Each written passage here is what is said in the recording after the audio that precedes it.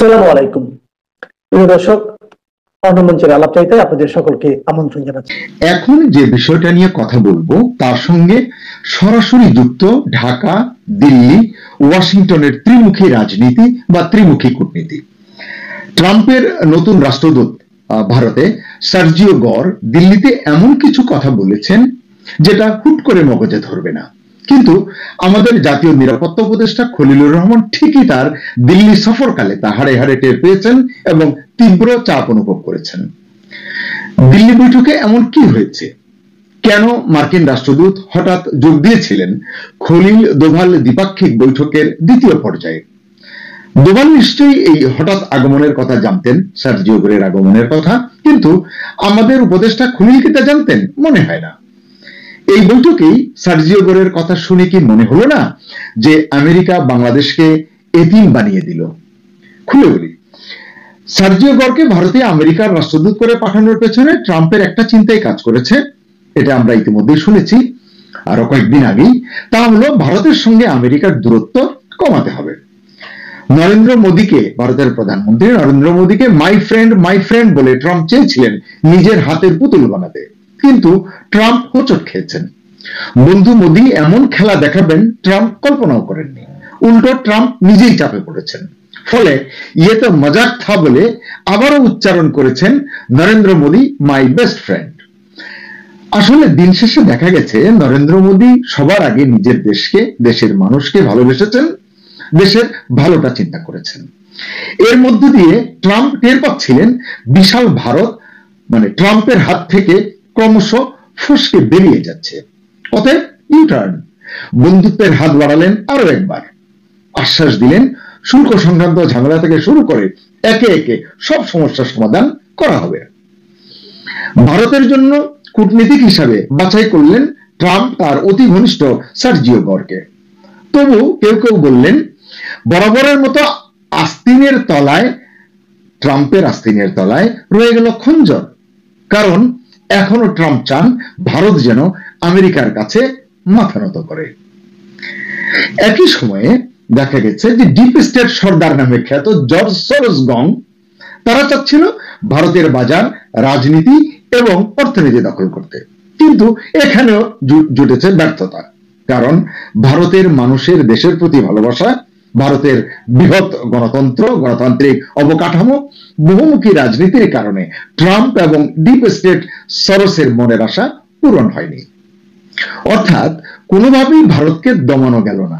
তখনই ট্রাম্প ভারতকে most favoured nation বলে প্রচার করলেন, ট্যারিফে বড় রকমের ছাড় দেবার ইঙ্গিত দিলেন এবং ভারতকে খুশি করতে তার রাষ্ট্রদূতকেও টিপস দিলেন। কি দিলেন? ভারত যেভাবে চায় সেভাবে এই অঞ্চলের কূটনীতি এবং সন্ত্রাসবাদের বিরুদ্ধে লড়াইয়ে তাদের পাশে দাঁড়াতে, মানে ভারতের পাশে দাঁড়াতে। এর ফলাফল দেখা গেল দিল্লিতে ভারতের জাতীয় নিরাপত্তা উপদেষ্টা অজিত দোভালের সঙ্গে বাংলাদেশের জাতীয় নিরাপত্তা উপদেষ্টা খলিলুর রহমানের দ্বিপাক্ষিক বৈঠকে। আচমকা সেই বৈঠকের দ্বিতীয় পর্যায়ে হাজির হয়েছেন সার্জিও গর সহ আরো কয়েকজন টপ লেভেল মার্কিন কর্মকর্তা। ফলে বৈঠকটি হয়ে উঠল বহুপাক্ষিক আলোচনার প্ল্যাটফর্ম এবং মোটামুটি বেকায়দায় পড়লেন আমাদের জাতীয় নিরাপত্তা উপদেষ্টা খলিলুর রহমান। এই বৈঠকে মার্কিন কর্মকর্তারা স্পষ্ট ভাষায় জানালেন উগ্রপন্থা দমনে ভারত আমেরিকা বহুদিন ধরে একসঙ্গে কাজ করছে। তাই বাংলাদেশের জন্য গরম বার্তা হলো এই অঞ্চলে ভারত এবং আমেরিকা কোন রকম জঙ্গি কার্যকলাপ সমর্থন করবে না। বাংলাদেশ এই অঞ্চলে ভারতের নিরাপত্তার প্রশ্নে ঝুঁকি তৈরি করলে আমেরিকা তা মেনে নেবে না এবং বাংলাদেশ আমেরিকার স্বল্প সমর্থনটুকু হারাবে। দর্শক খেয়াল করবেন, স্বল্প সমর্থনটুকু হারাবে। সন্দেহ নেই আমেরিকার এই বয়ান বাংলাদেশের জাতীয় নিরাপত্তা উপদেষ্টাকে ভীষণ চাপে ফেলেছে, যার প্রমাণ মেলে এর পরদিন কলম্বো সিকিউরিটি কনক্লেভের সম্মেলনে 20 নভেম্বর, যেখানে মিস্টার খলিল অবলীলায় স্বীকার করেছেন বাংলাদেশও বিভিন্ন সময় জঙ্গিবাদের শিকার হয়েছে, অনেক জঙ্গিকে এর কারণে জেলে পাঠানো হয়েছে। যদিও এই ভাষ্যটা ছিল অসত্য, কারণ ইউনূস সরকারের, অন্তর্বর্তী সরকারের আমলে অসংখ্য, বলা যায় প্রায় সব জঙ্গিকে কারাগার থেকেও ছেড়ে দেওয়া হয়েছে।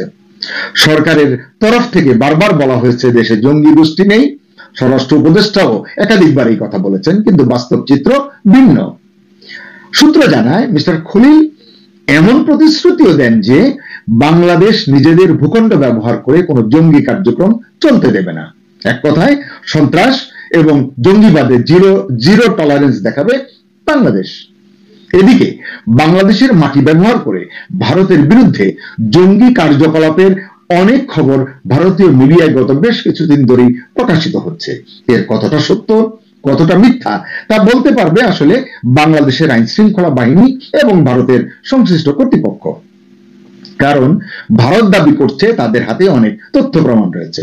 আপনাদের মনে আছে কিছুদিন আগে ভারতের যে সেনা গোয়েন্দা দল বাংলাদেশে এসেছিলেন, তারা স্যাটেলাইটে তোলা অনেক ছবি অনেক তথ্য উপাত্ত বাংলাদেশ সেনাবাহিনীর সংশ্লিষ্ট ঊর্ধ্বতন কর্মকর্তাদের কাছে হস্তান্তর করেছেন বলে জানা গেছে। একইভাবে দিল্লি সফরকালে জাতীয় নিরাপত্তা উপদেষ্টা খলিলুর রহমানকে যে ডোসিয়ার হস্তান্তর করেছেন মিস্টার দোভাল, সেখানেও এ সংক্রান্ত সার্বিক রিপোর্ট, অসংখ্য স্যাটেলাইট ইমেজ এবং অন্যান্য তথ্য প্রমাণ সন্নিবেশিত রয়েছে বলে জানা গেছে।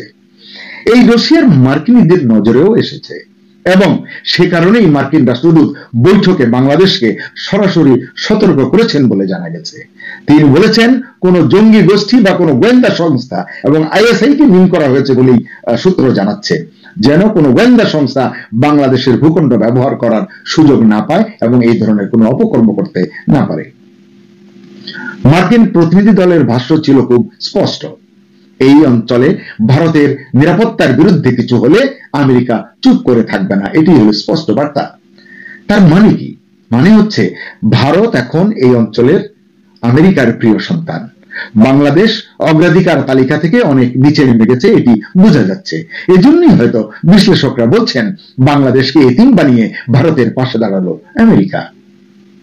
আসলে সবই রাজনীতি এবং এই রাজনীতিতে শেষ কথা বলে কিছু নেই।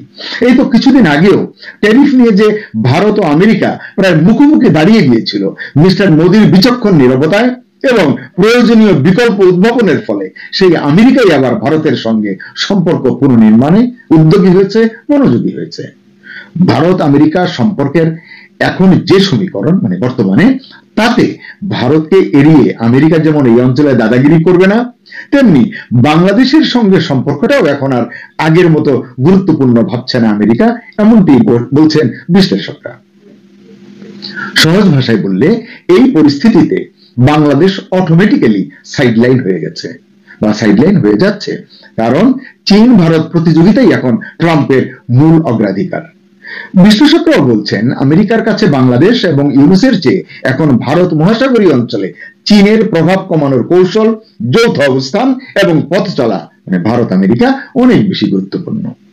একইভাবে বাংলাদেশে নিযুক্ত মার্কিন রাষ্ট্রদূত ব্রেন্টকেও ট্রাম্প দায়িত্ব দিয়েছেন চীনের সঙ্গে ইউনুস সরকারের অতি মাখামাখি যেন কমিয়ে আনতে তিনি ভূমিকা রাখেন। ইতিমধ্যেই বাংলাদেশ যে পাকিস্তানের পদাঙ্ক অনুসরণ করে পথ চলছে, এটি নিয়ে অনেক আলাপ আলোচনা হয় চারিদিকে, আমি বাড়তি কথা বলতে চাই না।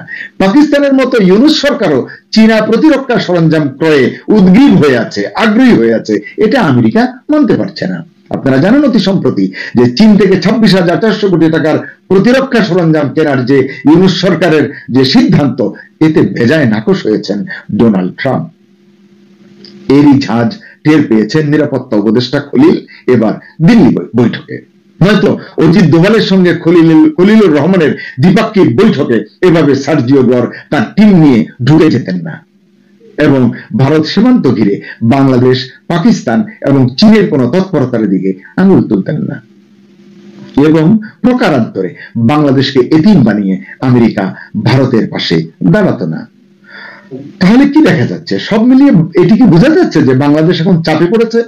কারণ ভারত তার মেসেজ দিয়ে দিয়েছে, নিরাপত্তা নিয়ে তারা আর ছাড় দেবে না, এটি তারা বলছে।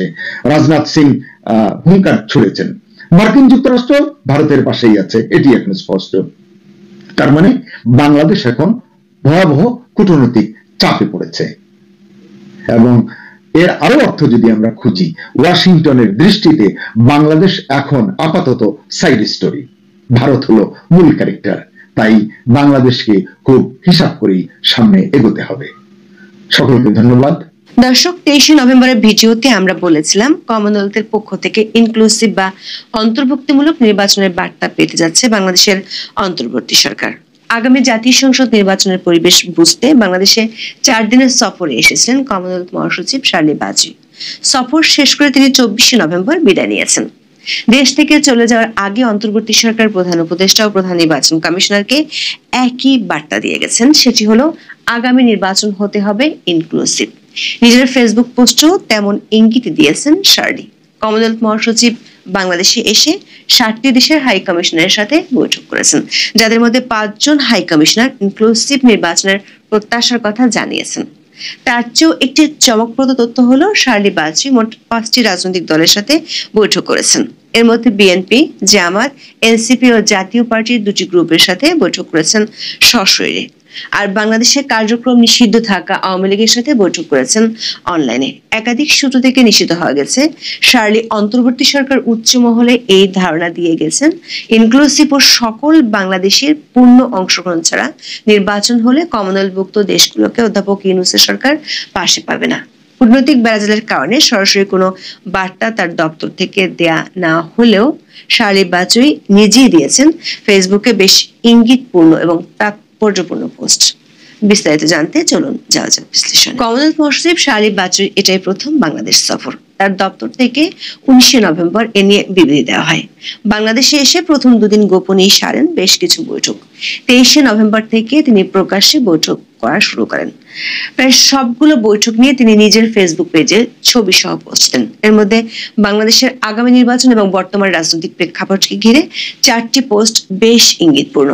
শার্লির দপ্তরের সূত্রগুলো বলছে, আগামী নির্বাচন কেমন হতে পারে, দেশের মানুষ ও রাজনৈতিক দলগুলো কি চায় সেটি বুঝতে বাংলাদেশে এসেছিলেন শার্লি। 24 ডিসেম্বর যমুনায় প্রধান উপদেষ্টা ডক্টর মোহাম্মদ ইউনূসের সঙ্গে বৈঠক করেন তিনি। প্রধান উপদেষ্টার কার্যালয়ের এক বিজ্ঞপ্তিতে